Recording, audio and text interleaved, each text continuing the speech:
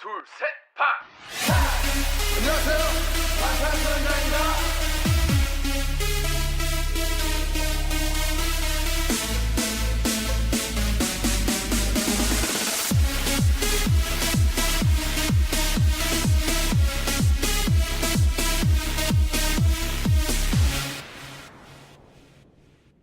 Hey, welcome back. I'm Kayla. And I'm Bethany, and this is Standing BTS. Yes. Yes, welcome to another wonderful episode where we get to hang out for about an hour and just talk about BTS.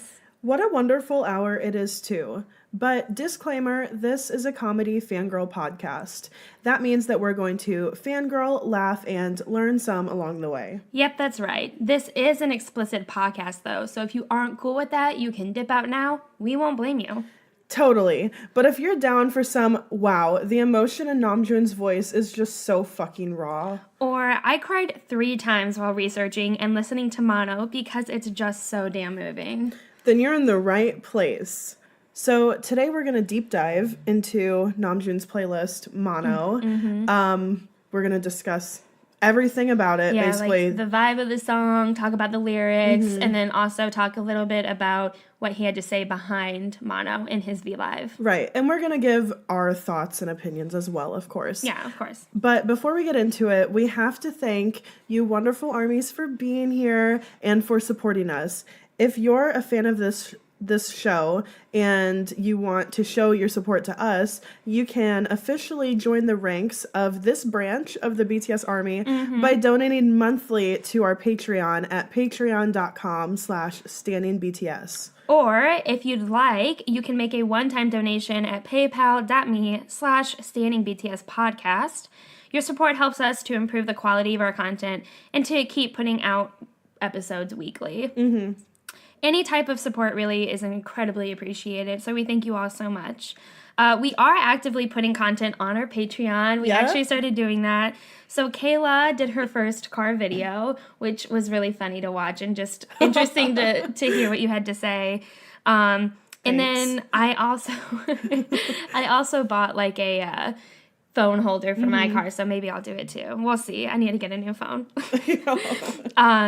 But yeah, so on top of that, we also put a behind the scenes for the research that we did for Namseok for our ship episode. So you can hear kind of our opinions and thoughts while we were doing research, and it's just funny to listen to us. I mean, and we talk about things in the research that we don't talk about in the episode. Exactly. And we like get into different discussions and we react to videos. It's kind of fun. So if you want to listen to that, you can do that on the Patreon. Yeah. Okay, so as a thank you guys for the 200 reviews on iTunes, which is incredible. I just can't believe that. I can't believe it either. It's so amazing. Yeah. Like, wow. So we are doing a bonus episode coming up. I don't think it'll be this week. I think it'll be next week. Next week, you guys will get 2 episodes. The one, like a normal one, and then you'll get bonus episode number 2. Yeah. So it's our second one. So the requested episode topics were the most requested. Right. Were BTS pets, big hit producers, and BTS airport fashion. And we put our polls up on Instagram and Twitter, and it was a close race, man. Yeah, it really was. In third place, we had big hit producers. And we will probably do an episode on this topic in the future, just because we have not talked about their producers that BTS uses and works with so closely, and like we should. Yeah, they deserve an episode. Yeah. And although 41% of voters on Twitter voted for BTS Pets, and it won the Twitter poll, with the combined Twitter and Instagram votes, the ultimate winner was BTS Airport Fashion. By 1 vote. 1 fucking vote. Really, it was 1 vote that made it airport fashion. Yeah. Crazy. That's gonna be the bonus episode. But we plan to talk about BTS Pets too, because that sounds like such a fun episode too. Yeah, or maybe you guys can just help us get to 300 reviews on iTunes and it'll be up as a bonus episode topic again. Yeah. Yep.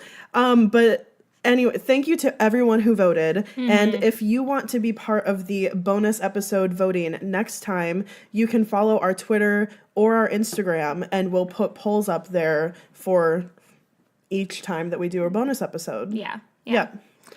Okay. So in news for BTS this week, really they went to a fair amount of award shows and they got tons of trophies because they deserve it. So the first award show that they had Charlie Puth perform with them too, that was at the Genie Music Awards, or the GMAs, and they won 7 awards. So they won Best Male Dancer Performance, Best Choreography, Genie Music Popularity Award, Best Male Group, Producer of the Year, Best Digital Album of the Year for Love Yourself Answer, and then also Best Artist of the Year. Damn. Best Artist of the Year. Like, Producer of the Year also is huge. And choreography. Oh my God. Like, it's just like constantly calling them up to accept these awards. Yeah. Another awards ceremony or awards show that they were included in, they didn't actually attend because they're in Korea, or they're starting their tour. They're probably preparing for Mama, I feel like. I saw something of what they're doing, but I can't remember at the time of what specifically they're doing right now. They're always doing something, we know. Yeah. But they were not at the People's Choice Awards. However, they won Group of 2018, Social Celebrity of 2018, Song of 2018 with Idol. I can't believe they got, I can believe, but it is so fucking cool to me that they got Song of 2018. Yeah. Like with Idol. Yeah. Like, that's Out of fucking all cool. the songs that are out. It has a lot to do with the fact that they did a feature with Nicki Minaj, because that really put it on the American market more. Yeah. Like, regardless of people's feelings about Nicki Minaj, like, that, having her attached to it, like, helped the song. Yeah. But they also won Music Video of 2018 with Idol also, so that's just fucking rad. Yeah. And before we really get into what we're here to talk about today, we do have a correction from last week. Last week, during our Namseok episode, we talked about Namjoon and Hoseok having like this connection and probably a similar view of the world because they both have like backgrounds with literature. And we said that Hoseok's came from his dad, who we said was an English teacher. He's not an English teacher. He's not an English teacher, obviously. He's a Korean literature teacher. And I think I just read literature, and because I'm a dumbass, I was just like, oh, English, because It was habitual, Yeah. basically. Yeah. Because here in the States, it's English class, Yeah. whereas they're and we just call it English, which Yeah. is strange. When But we it's never a literature class. Right. So our mistake, obviously, he's not an English teacher. Yeah. He's a Korean literature teacher. Yeah. But the point still stands. Yeah. So should we get Yeah. into mono? Let's get into mono. So we are together Yeah. this weekend. If you can't tell. Yeah. And we decided to do that because we love being together for album reviews. And so this is Namjoon's mono, his playlist. Yeah. Now, this playlist charted at 26 within 3 days of being on the Billboard Hot 200, which is pretty awesome for a solo 7-song playlist. Yeah. Like, that's pretty incredible. And Namjoon specifically did not put out official lyrics or official translation because he wanted people to listen to it and understand and interpret it on their own simply just by listening. Yeah, without trying to look at the lyrics and read the lyrics and figure out a meaning based on that, but instead listening to the song as a whole and Yeah. interpreting it that way. Understanding the meaning through the music Yeah. and from what you do understand and what you interpret from what you hear anyways. So, Yeah. and I think that's really beautiful, and I think that's like it's not a surprising way to me for Namjoon to approach like playlist or like album making. No, you know? yeah. When he wrote this playlist, or when he put this playlist together, he really wanted us to be like our emotions to be evoked or to feel something in some sort of way, and I think that's why he just didn't put an emphasis on the lyrics. Yeah. But we got our lyric translations from genius.com, which is a place that I have found has been like normal, pretty reliable lyrics over time, and they always have multiple different translations, which is why I think that they're more reliable. So that's where we got ours from. Yeah. So I guess let's go into some explanation on why he decided to say playlist instead of, I guess, an album or, Okay. yeah, like a list of different tracks. It's really just a playlist. And he specifically wanted to do this because he said that he wanted to give us that kind of catharsis you feel when you listen to a series of songs one after another. And he kind of talked about this in his V Live. He said the catharsis that you get from listening to a well-made album or an entire playlist from beginning to end is much bigger than the catharsis you might get from listening to just one song. And catharsis, we looked up the definition because we knew what catharsis was, but we're like, Yeah. let's just really look it up and kind of give all of you an explanation of what that really means. And catharsis is the process of releasing and thereby providing relief from strong or repressed emotions. And when we watched his V Live where he says this explanation after we already did all of our own research. So anything that he said didn't really influence our research or what we Yeah. came to say. But like when we got this explanation of catharsis and when he said that and we decided to look it up, like this just really sums up like the whole feeling that we're going to get from this album as we go through it and Yeah. as we talk about it today, because it really does provide relief. And I really think that that's a big reason for him making this album. Yeah. And while we were researching together, I always enjoy myself doing research. I really do. But when we were when we were listening to the album, song after song after song, it does build and it takes you through this emotional journey. And we found ourselves getting into really deep discussion on our past and The worst moments in our life. difficult like, times that we've had to overcome, and just thinking about who we were back then and who we are now.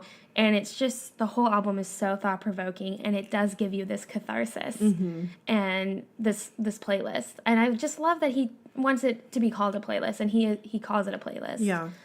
And he said for him that this playlist defines the RM from 2016 to early 2018. And so like this is a composition of a bunch of songs he had been working on that he basically finished them. Like he had a bunch of unfinished songs. He finished them and started putting it together just at the end of April of this year of 2018. And he wanted to think big picture. Like he went through this whole explanation of how when he first started writing rap verses, like he was thinking whole picture with the verse.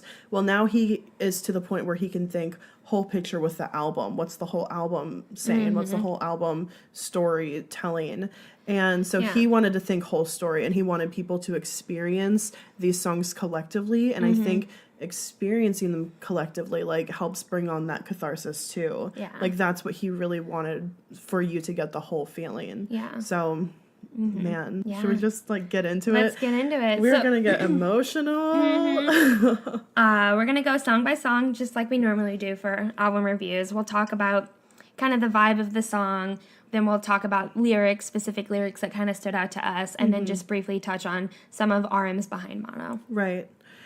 So the first song is Tokyo, and this was produced by Supreme Boy and RM.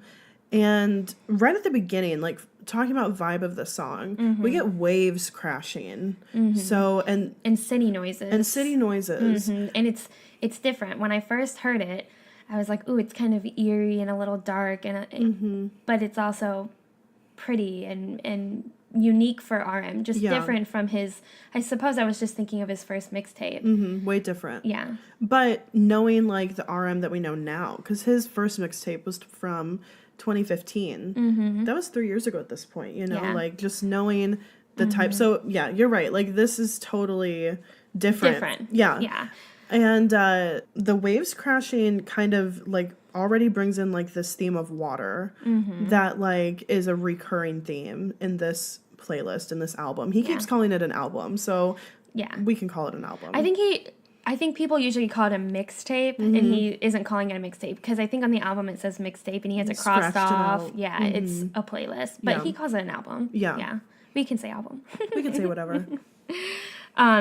So, yeah, in the song, there's piano played, and it's speculated that the piano in this song is actually I Need You in reverse. But we asked some musicians that we know, and they said, nah, that's kind of a stretch, and that the tunes are kind of in the same key, but really not exactly in reverse. But that's Yeah. been a theory. But you can say, like, the piano in I Need You is just really beautiful, and it has that same kind of feel in this song as well.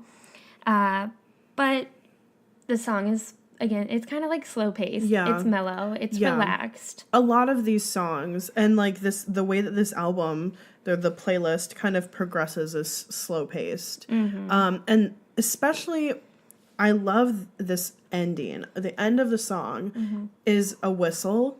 And it's just like whistling the kind of tune, the melody that's been going through the whole time. And it's a little bit flat.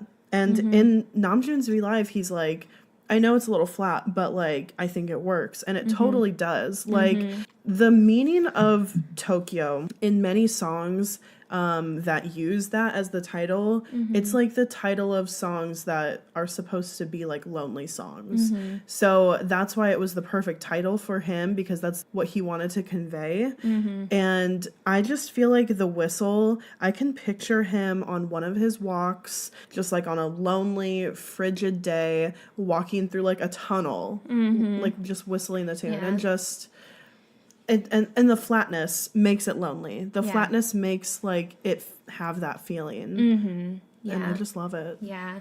I also kind of like the, Oh my God. you know, just that soft kind of, not humming, but owing to it. And the whistle at the end. It's a very relaxing song, but you do get the themes of loneliness. And kind of like missing something, or like being far away or something like feeling that. empty. Yeah. And that is like really exactly what the lyrics talk about. Like, it's for specifically, it says like waking up in Tokyo, and like that signifies like the state of longing. So already we're getting themes of like longing and missing someone, or like missing hope. Yeah, or not really knowing what you're missing. So he says in the lyrics, do I miss myself? Do I miss your face? I don't know. And that, I think, resembles, he feels this loneliness, and he's not even sure where it's coming from. He doesn't even pinpoint it. It's just like this feeling. This almost perpetual feeling of loneliness, too. Feeling stuck, not sure what to do. Yeah. So he, in his behind for the V Live, he said that he worked on this song with Supreme Boy, who originally started the song, and Namjoon he gave it to Namjoon, and he changed some melodies and some lyrics a bit, but he kept the title Tokyo because it was meaningful to him, as I already discussed. But he says that even today, when he listens to the song, even though he's in a different place than he was at that time, he still feels lonely when he hears this. Yeah. The next song on the playlist is Soul, and this was produced by RM and Han. And so for the vibe of the song, it again is easy and has this laid-back instrumental, which is a common instrumental throughout the entire playlist. But this one is a little bit faster paced than what Tokyo was, especially transitioning from Tokyo to Seoul. Yeah. And it is more upbeat, and you kind of said it feels like walking around Seoul with a pep in your step. It does. It feels like bright and happy, like contrastingly different from Tokyo. Still not like super upbeat, super happy. It's just like, it's a pretty good day, and you're in a pretty good mood. And it's very catchy. It is catchy. The chorus is really catchy and is easy to sing along with. Yeah, and I feel like you could also like dance around to this song a little bit. It's just like, it has kind of that vibe. Yeah, and the instrumentals in it have this synthesized whistle or flute-like instrument. Which is very pleasing to the ears. Like, nothing in this is like really loud or really subtle. Yeah, it's subtle. It's a subtle instrumental that is also very relaxed. So the lyrics first express like a bittersweet relationship with the city. And there is a lot of wordplay between Seoul, like Soul, and Seoul, the city, and so, like the word So. Yeah. And I love this wordplay because it's not in any of the lyrics that we look up. It's not there. Like they don't switch out these three words at all. And obviously in the lyric video from Big Hit, it says Seoul, like the city, every single time. But I think there's this intentional wordplay where we can hear I love you so, I hate you so, or I love you Seoul. And it's just, it just depends. And you and I both hear it at different times too. When he says I hate you Seoul, I hear I hate you so. And I hear when he says I love you Seoul, I hear I love you so. So I just think it's interesting that we can hear it in different ways. Like it's everybody's interpretation, and this is exactly what he wanted. Like it's just cool, and it's a great wordplay to give the song more meaning just to whoever's ears it falls on. Yeah. And so going back to that bittersweet relationship that he has with the city, when he thinks about Seoul or people who live in Seoul, it has a timely schedule. It's a city. It's pretty rigid. Things have a way in which they run, and they always run day by day in a similar way. But he also knows it as his home, which can also be a sense of comfort. So he has this kind of bittersweet relationship with it. Another reoccurring theme is that he has wordplay on the word Han. So the Han River, when he's talking about the Han River. So he says, in the Han rivers that bear too much Han. And Han translates to sorrow. Yeah. And what we learned through this research, because we were looking up what the meaning of Han was, and we found out that the Han River is a frequent suicide location, averaging approximately one a day. I think like in 2016 it was like 548 a year on this river, and it's like become like a big epidemic. And on the bridges, like on the main bridge where it happens most often, they have written like words of encouragement on there to try to like keep people from.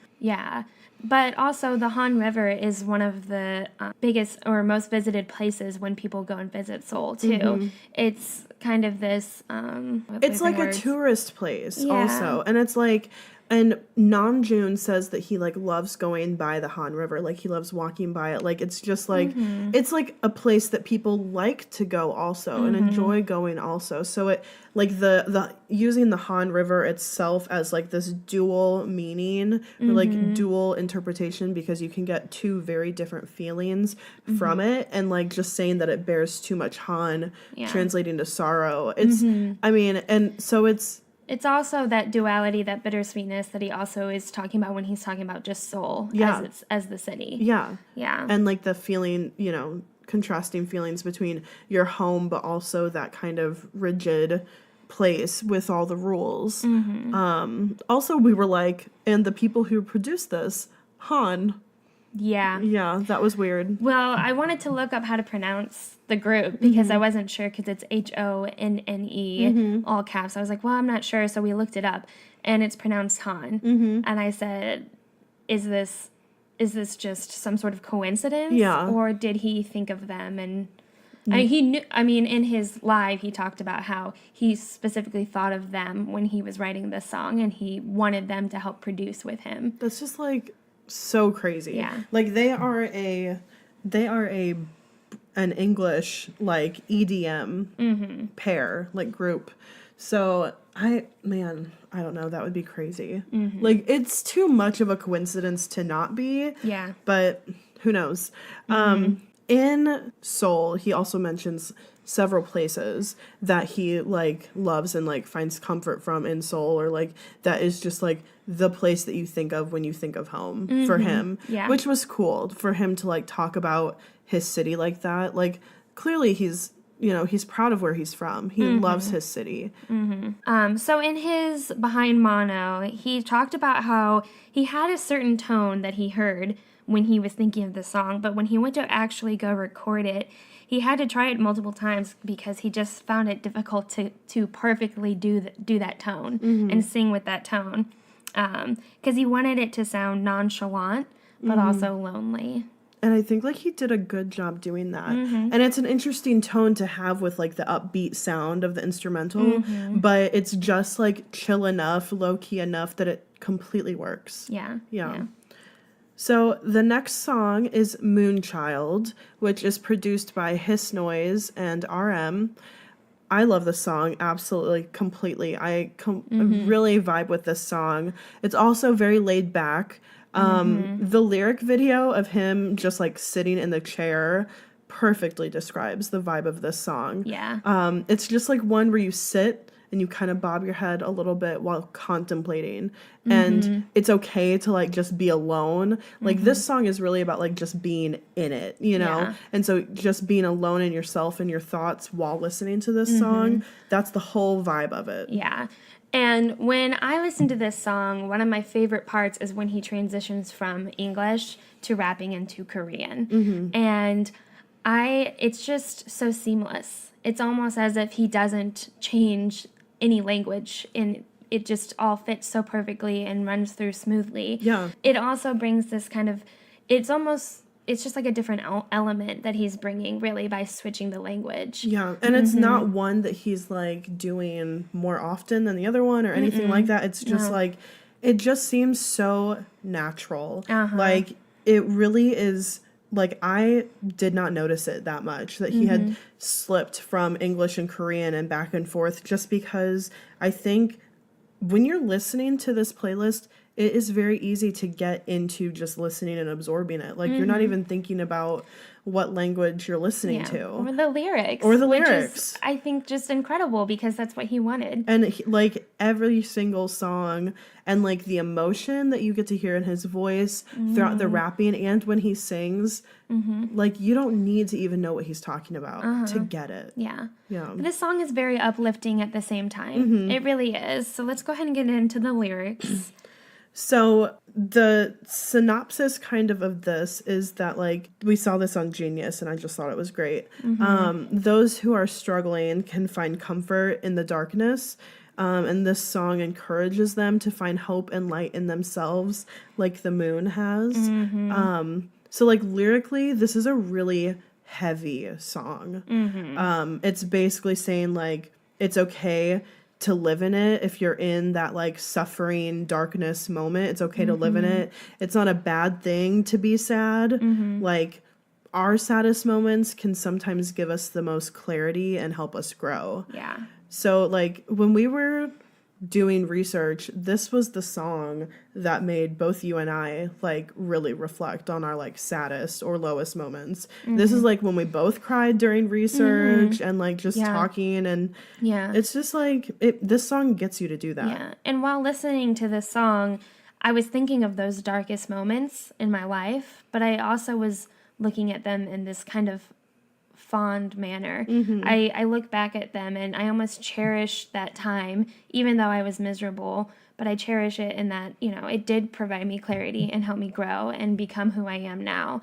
And so I think that just the song was giving me an optimistic view on that such sad time in my life. Yeah, because I think we both kind of talked about when we were researching this song was like, we do have those sad moments, and it's when we do look back on those like those really sad moments now, it is kind of fondly. It is kind of like through like rose-colored glasses, just because it's like, well, we went through that. And now like we were able to get onto the other side of that, and like being sad and realizing it and understanding it and having to work through it instead of just like trying not to feel it or trying to be happy instead or something that doesn't work. Like actually dealing with the sadness and like sitting there miserable for hours, like it helps and it helped us, and we can look back and see that. So like those memories connect us to this song. Really, we were like, able to have an amazing discussion, like really intimate moment, like yeah. as friends. It was just really meaningful. Yeah. A lyric that I really liked was "Can't breathe in the sunlight, gotta hide your heart."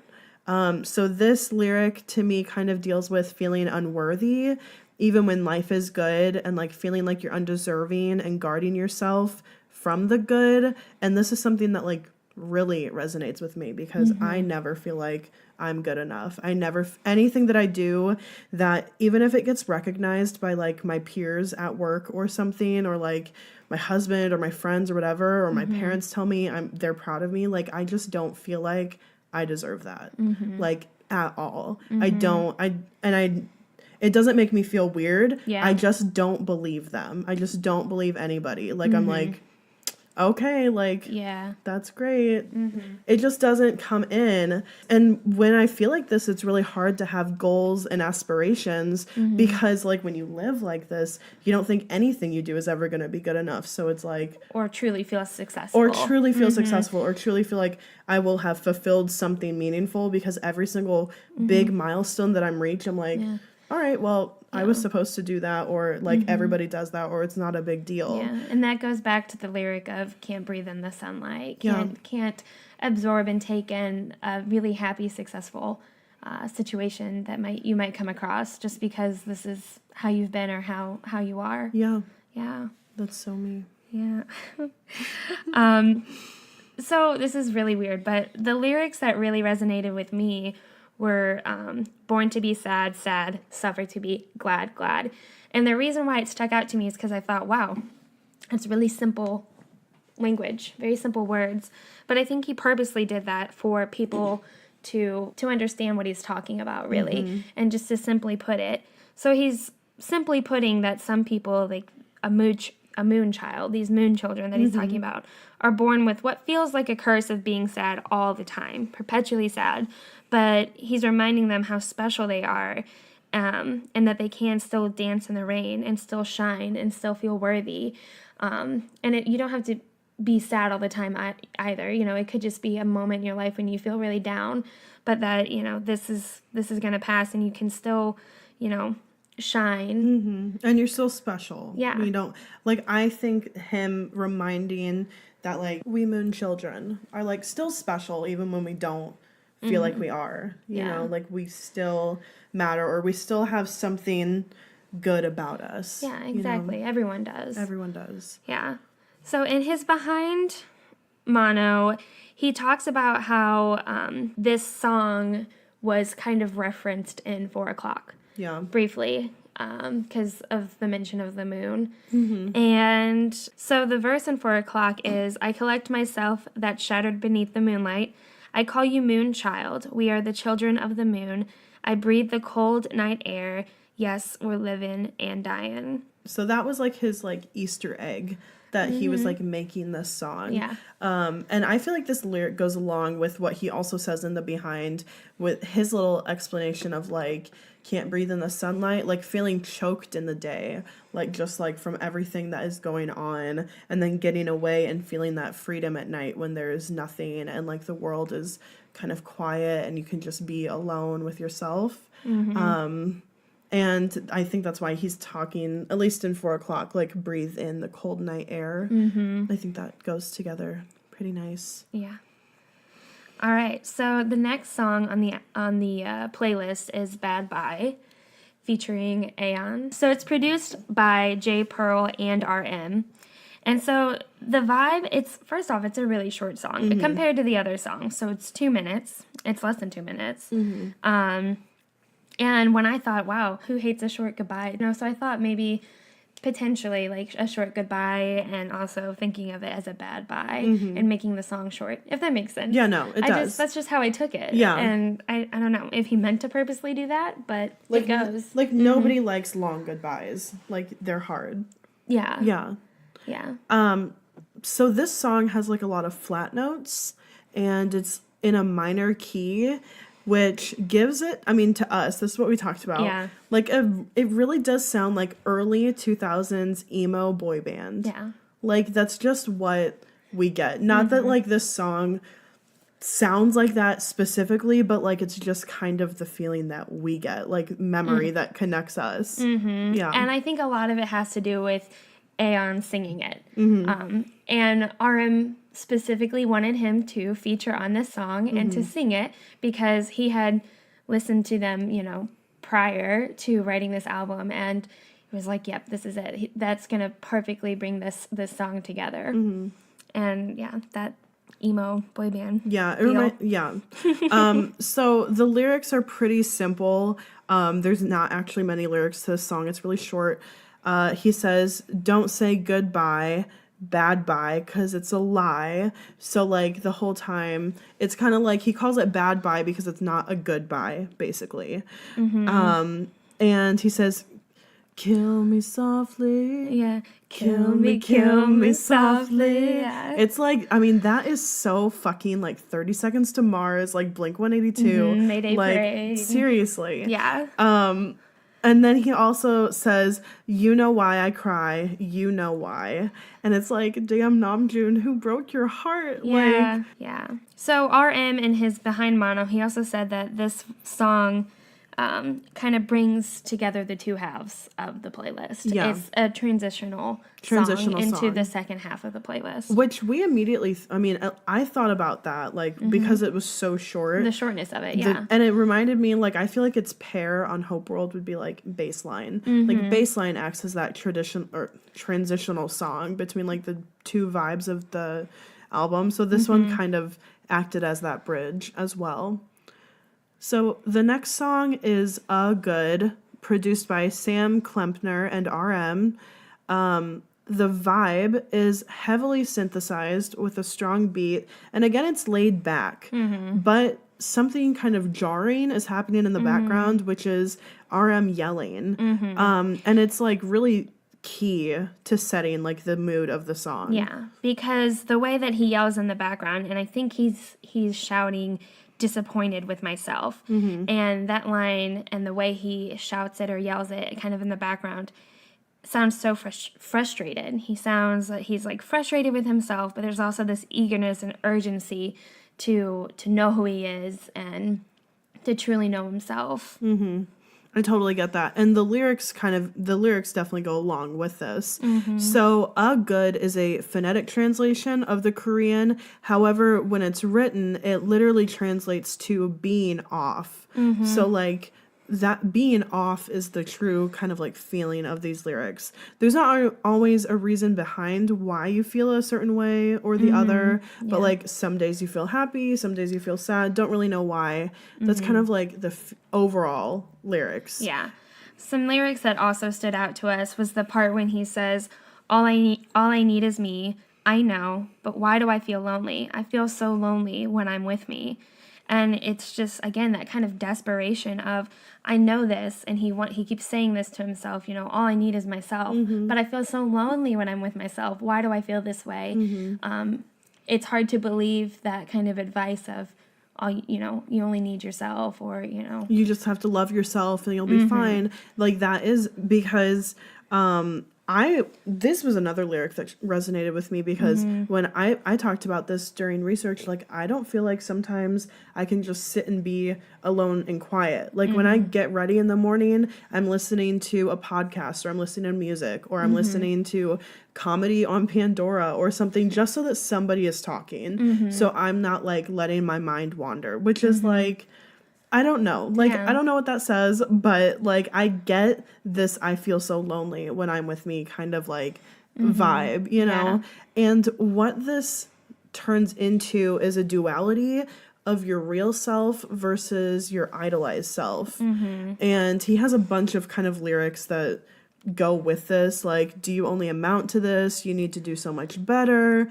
You need to be so much cooler. You're going to be defeated. You might as well die. Like, the lyrics literally say that. And these lyrics kind of reminded me of Fake Love, at least what I got from Fake Love, where if you're talking about self-love, trying to be someone you're not, but you also kind of have this idolized picture of yourself, or a way that you want to be. But then, like, potentially trying to be that and then not being true to who you are.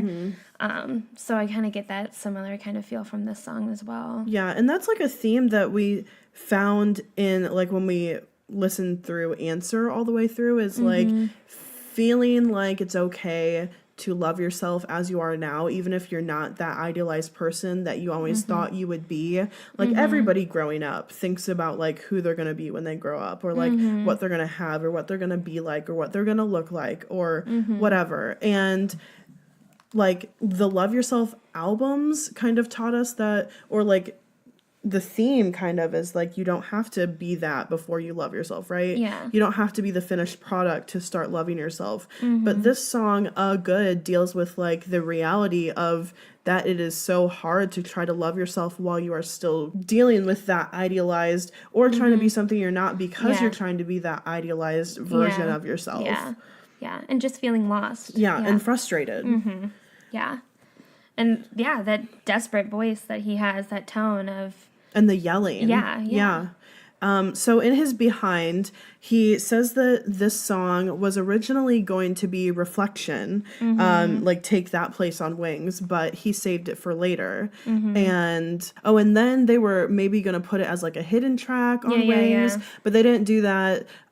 They were like, this song is worth more than that. He said that it's heartbreaking to listen to. Yeah. And it has like a lot of memories with it, and he didn't really like go into it obviously, but he said it's quote like going against something, Yeah. and it's just hard for him to listen to now, but he's glad that he made it, you know.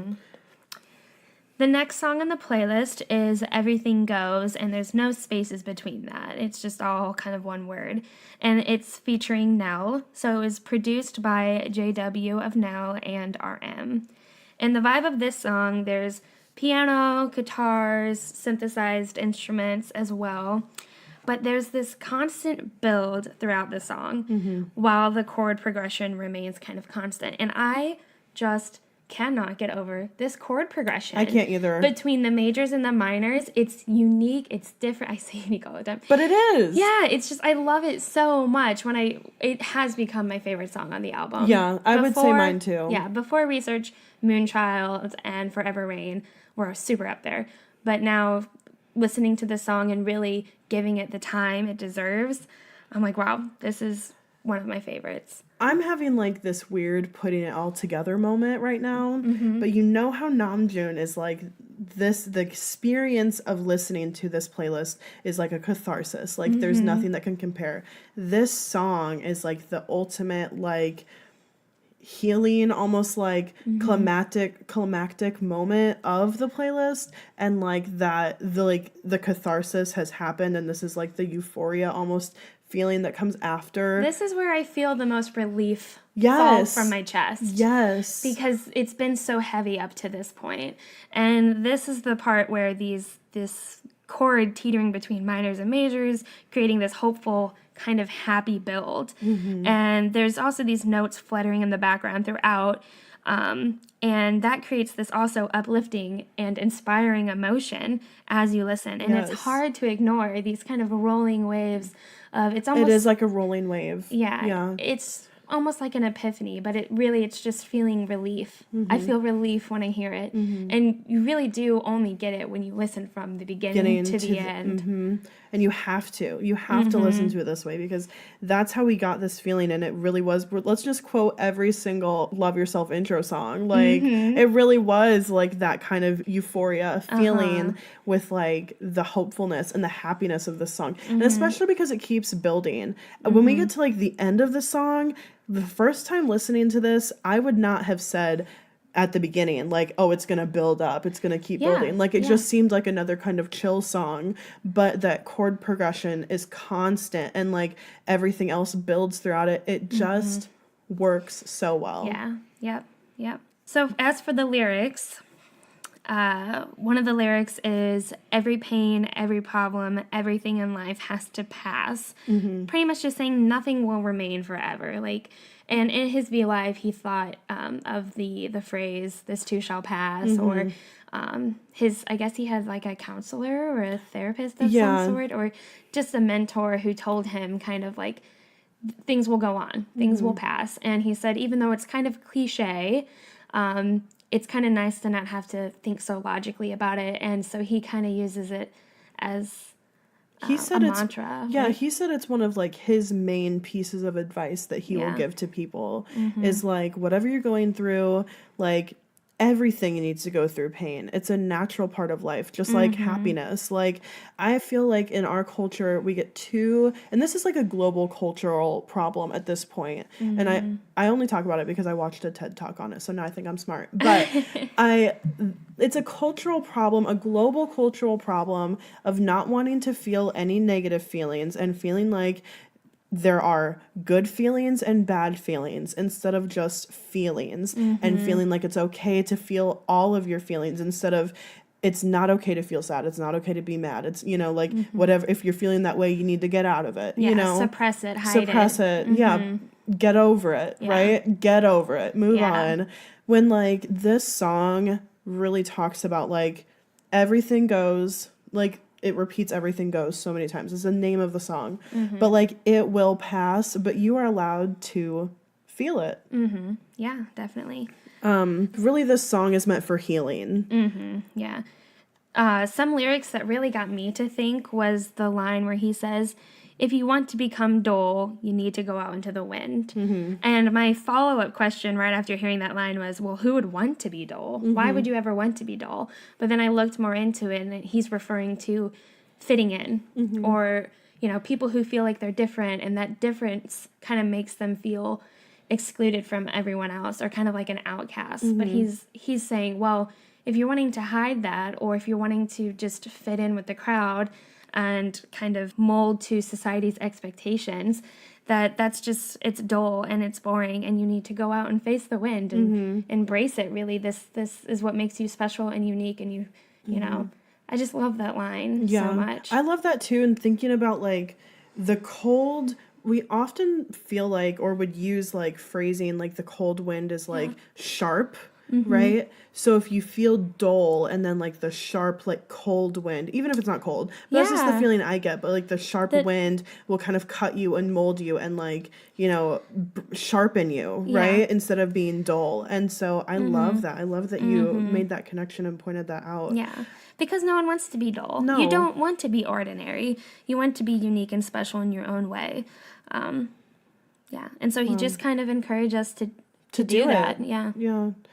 In his behind, he says that he wrote this song 3 days after returning from Bon Voyage 1. And he also talks about that the only real way to relieve psychological pain is having this mindset that everything will pass. Like this is, that's that mantra, like his mentor told him, counselor, whatever he described it as.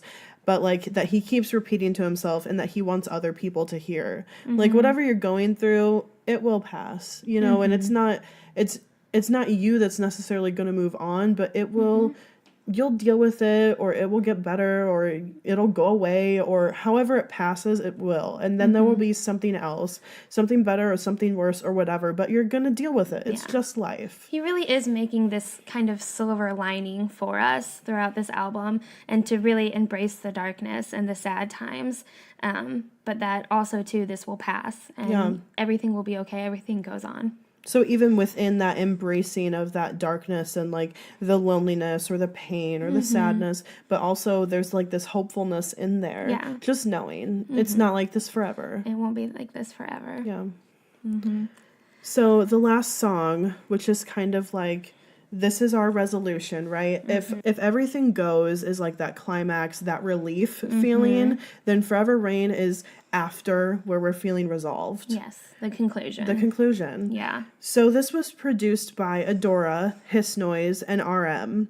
And the vibe is kind of haunting. It has this echoing Forever Rain repeatedly at the beginning, giving like the illusion of forever. Like this echo could continually go on. Yeah. There's also the sounds of rain falling and the city, which we also hear in the very first track, which is in Tokyo. But yeah, there's also soft piano transitions that go into the singing and rapping that happens. But there's also the sound of a ticking clock, which is just interesting and adds just a different kind of element to the song.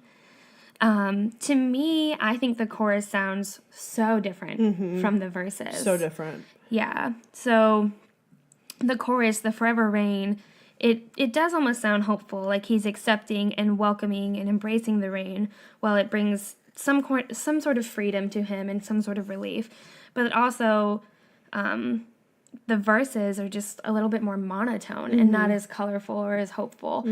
So it's just this, the Kind verse of, again, contrast duality, between the a two. contrast. Yeah.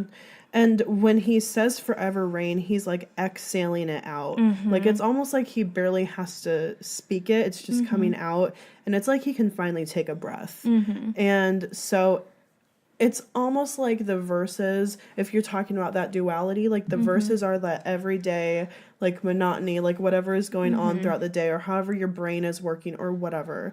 And then like that chorus, the forever rain, is again that kind of relief or like that little bit of hope. Yeah. Which would make sense for this to be like the resolution, like the Yes. conclusion of this playlist, because it wraps up both of the kind of themes that we saw a lot.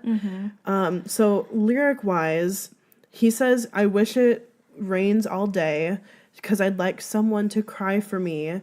I wish it'll rain all day because then people wouldn't stare at me. So it's like the rain is crying for him, like not necessarily like the world, but just like something, is feeling for him. But also in the rain, he's able to hide his tears because I think for like a few reasons, like the rain would kind of blend it, but also people aren't looking because people are under their umbrellas like we see in the video. Like nobody's looking out for you when it's raining. They're, head down, whatever. Yeah. Yeah. So he says, when it rains, I get a little feeling that I do have a friend, keeps knocking on my windows, asks me if I'm doing well, and I answer, I'm still a hostage of life. I don't live because I can't die, but I'm chained to something. So, like, again, he kind of personifies the rain as being someone, and the rain is now, like, his friend. Yeah. Who's just asking if he's okay. Yeah. And something we talked about was how rain can resemble so many different things. Like it can symbolize so many different things. So rain, it can be comforting and soothing. I mean, you think about just a rainy day sitting on your couch, inside a warm blanket, reading a book and hearing the pitter patters of the rain on the window is calming and relaxing, much like the vibe of this album is. Yeah. But also rain can symbolize this cloud over your head and loneliness and darkness. And then lastly, it can also symbolize renewal or feeling refreshed. Which I feel like this entire playlist and this song specifically deals with, but like that's overall vibe too. Yeah. Like this, I mean, because the song is a conclusion, we're getting overall kind of themes and vibes, but this song, you really do get that. You get the sadness of the rain, you get the healing of the rain, you get like the calm of the rain. Like we talked about, like, what is better than sitting on your porch when it's raining or like sitting on your couch and watching the rain? Like, Yeah. Or waking up to it. I Waking love up. waking up to rain. yes. And it's like, it doesn't have to be bad, it Yeah. doesn't have to be a bad day. And so it is kind of this calming, but then also we talk about like water being cleansing and rain washing away. And so that's like a renewal process. So it's, yeah. It also talks about breathing a little slower because my life, my rap, they're usually too fast. Slow rap, slow jam, slow rain, everything's slow.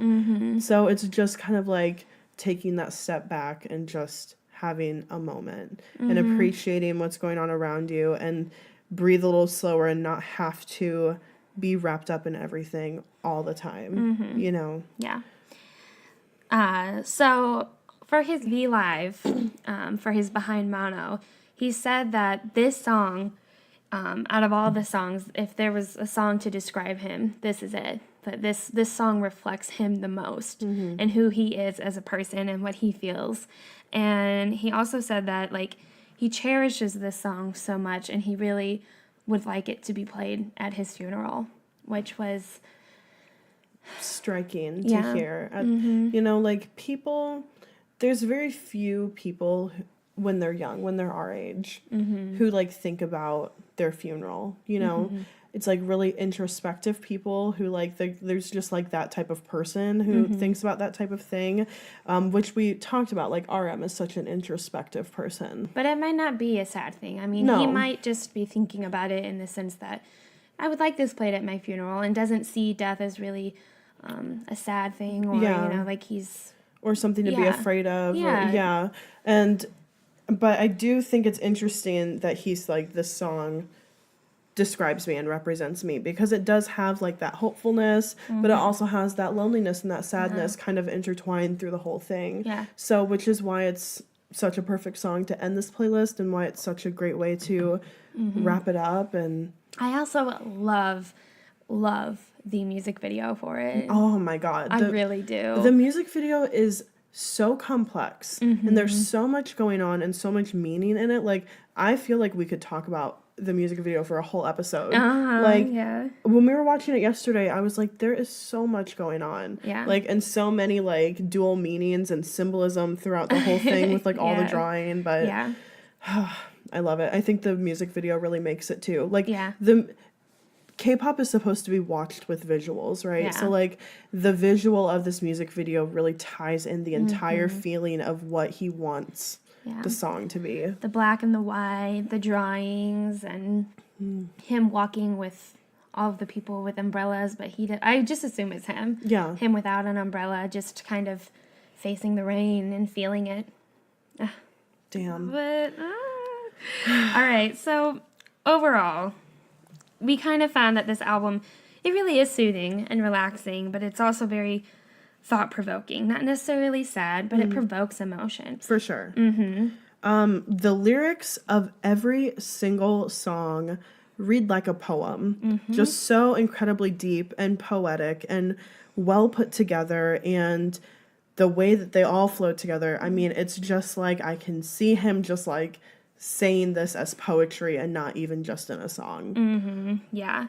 The introspective mood we were expecting, executed in a way that brings relief and healing and just peace in the sadness that we feel. Yeah. Yeah. That, like, I mean, we say it like 8 million times that we think of RM as such an introspective person.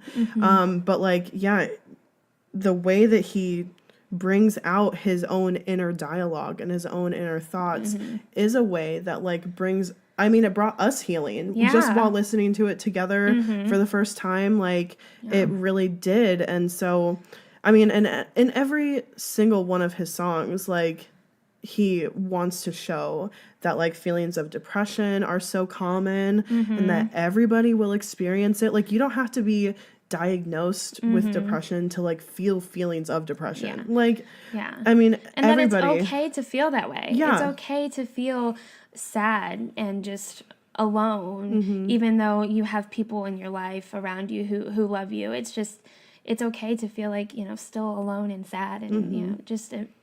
Even though you could have, like, millions of fans of support all over the world, yeah, you know? exactly. And so in every single one of his songs, he basically talks about this struggle with depression while also assuring us with that cleansing piece of rain and, like, the theme of water, and also that everything will pass and everything will be okay. Yeah. So when he put together Mono, he really wanted us to listen to the playlist all the way through, and that in hopes that it would change our thoughts or perspectives, or just bring meaning into our lives, and just kind of provoke memories that we have all had, and just to kind of contemplate kind of the sadness that we felt and the happiness too. But it definitely did that for both of us. Yeah. And I think, like, anybody who takes the time to sit down and listen to this from start to finish, just without anything else to do, not while you're driving in the car or, like, doing anything, but just sit down and do nothing besides listen to it and, like, drink a cup of coffee, you will have those feelings and feel that catharsis that, like, we felt. And he really wanted this, going back all the way to why he wanted to call it a playlist, is because he talks about, like, your life kind of being a playlist, and everybody has songs that strike importance with them throughout their life. Like, when they listen to it, it brings them back. Yeah. And that's why he called this a playlist, because he hoped that these songs would become a part of our life's playlist, and he purposefully wanted to release it when it's cold outside because that kind of also fits the whole feeling of the album. Yeah. Which is why it was released now when it's Yeah. cold outside. It's snowing outside right now. It's snowing here in Kansas City. Yeah. Yeah. So that's just like, I think everything that he wanted to do with this album, he completely fulfilled. Yeah. Like, I don't know. Like, we didn't really know what to expect Yeah. from this, right? We had his other one from 2015. We know the type of music that he makes now. But, like, we didn't know. Like, Yeah. and especially not having any time before it came out. Like, 3 days of announcement before it came out. So just, like, Namjoon, amazing. Really, Everything so amazing. talented. I really just want to sit inside his brain and hear all No. his thoughts. Yeah. Yeah. We just really want to thank him. Yes, really. Like, Namjoon, I hope wherever you are, like, he feels our thank you and, like, Army's thank you, like, other people who he helped with this album, because it is so therapeutic. Yeah. And it is so well put together. So thank you for this wonderful, wonderful work of Yeah. art. And just like he said, there really is healing in listening to sadder songs. When you are sad, just something about listening to a song that is maybe a little bit darker toned, it is therapeutic, and it can be very healing. Yeah. Yeah. And this album, I love it. Love it. All right. So, that, I mean, that's pretty much what we have to say about it. And Yeah. it was a really emotional journey for Yeah. us, like, doing this and doing this research, and we've kind of ended in, like, a mellow place, but I guess that's fitting for this album. Yeah, exactly. So if you liked this episode, first of all, thank you for being here. Thank you for listening. We hope that if you do like this, or if you've liked any of our other episodes, that you've given us a review on iTunes, that you could go do that. That would be amazing. We are putting out our 200th review bonus episode next week, and when we get to 300 reviews, we'll do another bonus episode. Yep. So thank you guys so much for being here and for listening and for writing reviews and for supporting us on Patreon and PayPal and for fucking following us on Twitter and Instagram and Facebook and talking with us every day and fangirling with us every day. Like, you guys are so awesome, and it's so fun to talk to you. Yeah, yeah. So you can find links for our Patreon and our PayPal and all of our social media in the description. In the description. Thanks for listening, and thanks for standing BTS.